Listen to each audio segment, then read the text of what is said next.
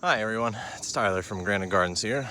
My better half is out getting accepted to leadership programs at work, so she's out of the state actually for right now. So I'm in charge.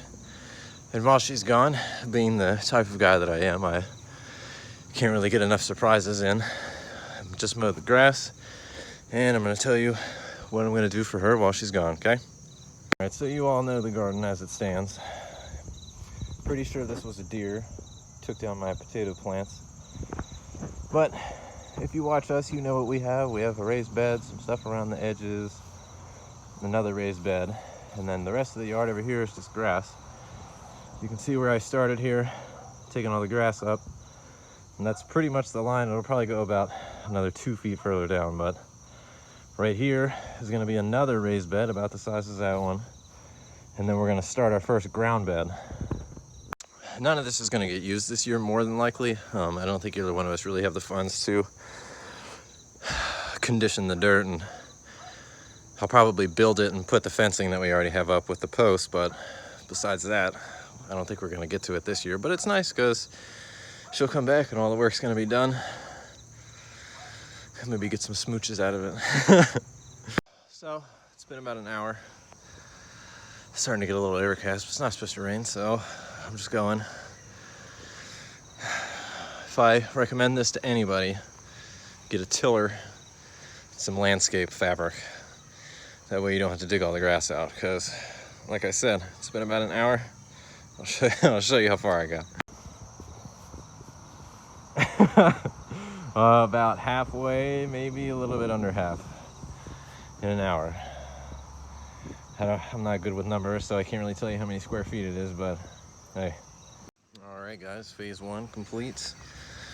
Got the ground dug up, some of the posts in. Next time I'll move the posts that exist out with the fence, connect the fence, and maybe some weed barrier. That's probably going to be phase two. Phase three will be putting the bed together. As you can see, about 99% of the grass is up. Some of that's just flopped down on there, but we'll take care of that later. Got the posts up, the grapes. So over here, I'm just gonna pretty much leave this one where it is. Those two I'll pop out of the ground, swing out, and that should pretty much give me enough to connect to everything. It's looking good, isn't it, guys? All right, guys, we got the fence up, all the posts in. That's all I can do for today. It's supposed to rain in about an hour, but got most of it done. Just got to put the bed in, and then maybe some light soil conditioning. We'll see. But I'll show you what it looks like thus far. Of our garden, a little quick tour.